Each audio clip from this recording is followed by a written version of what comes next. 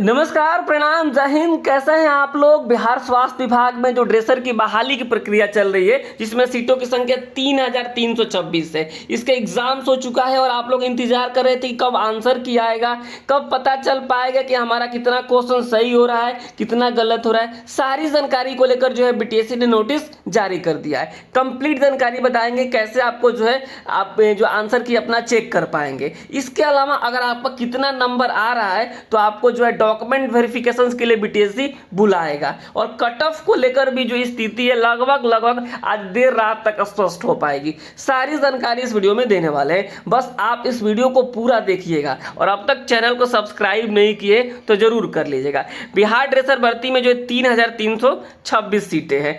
अब सबसे पहले हम उस नोटिस के बारे में बात कर लेते हैं जो कि बीटीएससी ने जारी किया है और कैसे आपको आपत्ति करना है इस चीज को भी बता देंगे और उसके बाद हम जो है बाकी बातों पे चलेंगे।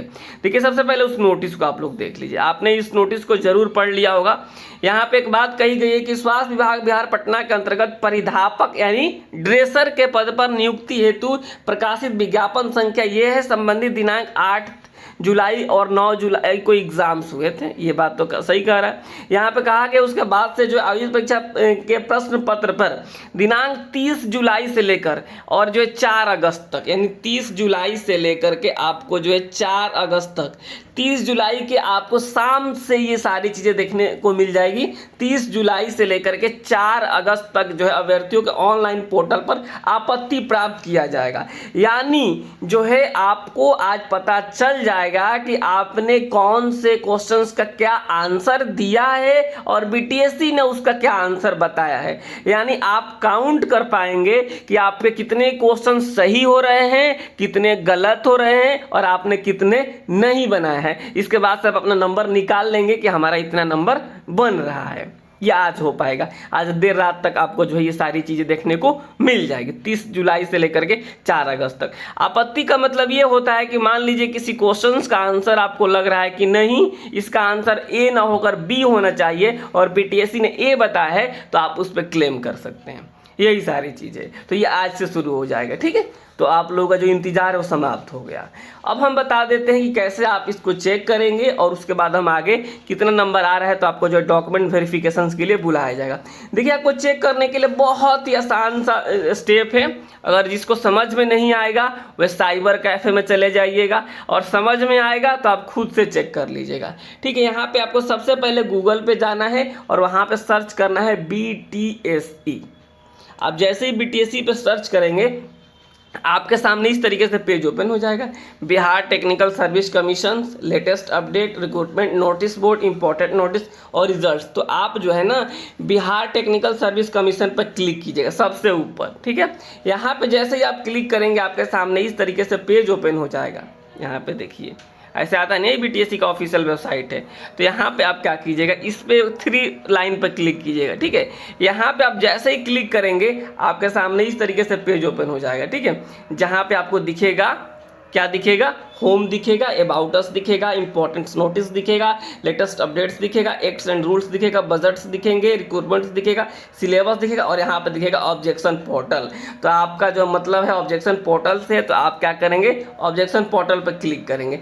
जैसे ही ऑब्जेक्शन पोर्टल पर क्लिक करेंगे आपके सामने इस तरीके से पेज ओपन हो जाएगा। ठीक है, और जैसे ही ये जो है ये अभी एक्टिव नहीं हुआ है लिंक, जैसे ही एक्टिव होता है आपको यहाँ पे लिंक दिखेगा और यहाँ पे लिंक पे क्लिक करेंगे, यहाँ पर लिंक रहेगा तो आपके सामने इस तरीके से पेज ओपन हो जाएगा, जहाँ पे अपना जो है आप एप्लीकेशन नंबर और जो है पासवर्ड डालेंगे। ये कहाँ से मिलेगा ये भी बता देते हैं। ये कहाँ से मिलेगा, आप जो है मैसेज, आप जब फॉर्म भरे होंगे ना तो फॉर्म भरने में उस समय एक मैसेज आया होगा और आपने जो एडमिट कार्ड डाउनलोड किया है, जिससे आप कहीं से एडमिट कार्ड डाउनलोड करवाए होंगे, तो जो है आपने यूजर आईडी पासवर्ड दिया होगा, तो उसी को यहाँ पे यूजर आईडी डालिएगा। एप्लीकेशन नंबर जो होता है BRDR करके होगा और यहाँ पे पासवर्ड डालिएगा और ये जहाँ पे इस तरीके से कैप्चा दिखेगा, कैप्चा डाल के लॉगिन कीजिएगा तो आपको सारी चीज़ें दिख जाएगी। ठीक है, ऐसे करना है आपको, ये स्टेप फॉलो करने हैं। अगर ये स्टेप फॉलो नहीं करना होता है तो आपको साइबर कैफे में जा करके अपना चेक करवा लेना है। क्लियर हो गया। अब हम बात कर लेते हैं कि कितना नंबर आ रहा है तो आपको जो डॉक्यूमेंट वेरिफिकेशन के लिए बीटीएससी बुला सकता है। ठीक है, चैनल को अब तक सब्सक्राइब नहीं किए हैं तो ज़रूर कर लीजिए आप लोग। देखिए अब हम बता देते हैं जो सही जानकारी वो आपको बता देते हैं। जिन लोगों का भी अगर वो यूआर कैटेगरी से हैं, यानी अनरिजर्व कैटेगरी जिसे कहा जाता है, आप बिहार से हैं यूआर कैटेगरी, या फिर आप बिहार के बाहर के कोई भी कैटेगरी हैं, आप यूआर में जाएंगे और आपका 100 में 40 नंबर आएगा तो आपको बीटीएससी जो है डीवी के लिए बुलाएगा कि आइए जी अपना डॉक्यूमेंट वेरिफिकेशन करवा लीजिए। ठीक है, अब दूसरा बात आता है एक ईडब्ल्यूएस यानी जो यूआर कैटेगरी के होते हैं और उनको जो है ईडब्ल्यूएस का सर्टिफिकेट वो बनवा के फॉर्म भरते समय सबमिट किए होंगे। अब कोई सोचेगा कि चलो भाई अब हम सबमिट कर देते हैं तो वो सब खत्म, समझ गए आप लोग। ईडब्ल्यूएस जो फॉर्म भरते समय किए होंगे और उनका भी 40 नंबर आएगा तो उनको जो डीवी के लिए बुलाया जाएगा। क्लियर है। तीसरी जो चीज़ है वो है BC2 कैटेगरी। BC2 हो गया यानी बिहार में जिसे पिछड़ा वर्ग कहा जाता है, BC2 हो गया। इनका अगर 36.5 नंबर आ रहा है तो इनको बीटीएससी जो है डॉक्यूमेंट वेरिफिकेशंस के लिए बुलाएगा कि आप आइए और डॉक्यूमेंट वेरिफिकेशंस करवाइए। अगर वहीं हम बात करें ईबीसी कैटेगरी के लिए, अत्यंत पिछड़ा वर्ग जिसे कहा जाता है, इनका 34 नंबर आ रहा है तो बीटीएससी बोलेगा कि आइए और डीवी करवाइए। और उसके बाद जो SC/ST कैटेगरी से हैं या फिर फीमेल कैटेगरी है, फीमेल कैटेगरी में कोई भी में जो है आप किसी भी कैटेगरी के हैं, चाहे आप यूआर के हैं, चाहे आप ओबीसी हैं, ईबीसी हैं, SC/ST हैं या फिर SC/ST हैं, यानी जो है अगर 32 नंबर आ रहा है तो इनको डीवी के लिए बुलाया जाएगा। तो ये कम से कम अगर आपका इतना नंबर आ रहा है तो अपने आप को मानिएगा कि अब अगले चरण के लिए आप क्वालिफाई हो चुके हैं। अगर इससे कम नंबर आ रहा है तो आपको अगली भर्ती की तैयारी करनी होगी। और देखिए मैं एक बात बोलता हूँ, अगर कोई सोच रहा हो कि नहीं ये दुनिया की आखिरी भर्ती है, इसके बाद कोई भर्ती आएगी नहीं, तो ये बिल्कुल गलत बात है। अगर देखिए जब जनरल कॉम्पिटिटिव एग्जाम्स में जब आप जाते हैं तो आपको इस बात का बिल्कुल ध्यान रखना होता है कि हमें इस तरीके की नौकरी के लिए समय लगता है। कोई एक ही अटेम्प्ट में निकाल ले नौकरी, ये बहुत बड़ी बात होती है। आपने देखा होगा कि 5-5 साल से लोग पटना में तैयारी करते हैं, एसएससी की तैयारी के लिए कई अटेम्प्ट्स लगाते हैं, एलडीसी में ही कई अटेम्प्ट्स लग जाता है, सीजीएल में तो और लगता है। तो हालांकि कुछ लोग पहले अटेम्प्ट में भी निकाल लेते हैं, लेकिन इसका मतलब नहीं है कि सब कोई पहले अटेम्प्ट में ही निकाल लेगा। तो ये भी आपको मन में ये ध्यान में रखना चाहिए, जिनका भी कम नंबर आएगा वे अगली भर्ती का तैयारी करेंगे, अगले नौकरी की तैयारी करेंगे, और जिनका नंबर आएगा वे डॉक्यूमेंट्स अपना सही करेंगे। अगली जो वीडियोज़ आएगी उसमें हम बात करेंगे कौन से डॉक्यूमेंट्स लगेगा, कैसे लगेगा, नहीं लगेगा, बाकी सारी चीज़ें। फिलहाल अभी आप इंतज़ार कीजिए थोड़ा सा, और शाम तक यानी आज जो ये स्थिति स्पष्ट हो जाएगी। ठीक है, तो अभी तक आपने चैनल को सब्सक्राइब नहीं किया तो ज़रूर कर लीजिए। और आपने यहाँ तक वीडियो देख लिया, इसका मतलब जो है आप जो है कट ऑफ को लेकर भी जानना चाहते हैं। देखिए जैसे ही ये आंसर की जारी होगा, हम लोग कट ऑफ को लेकर एक पोल कराएंगे।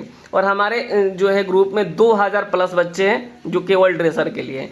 तो अगर आप भी ज्वाइन करना चाहते हैं, जो चैनल वाला हमारा ग्रुप जो है उसको व्हाट्सअप वाला, तो आप वहां ज्वाइन कर लीजिए। वहां पे आपको हम जैसे ही ये सारा कुछ हो जाएगा एक पोल डालेंगे, और उस पोल के हिसाब से हम लोग लगभग डिसाइड करेंगे कि कितना कट ऑफ जाएगा।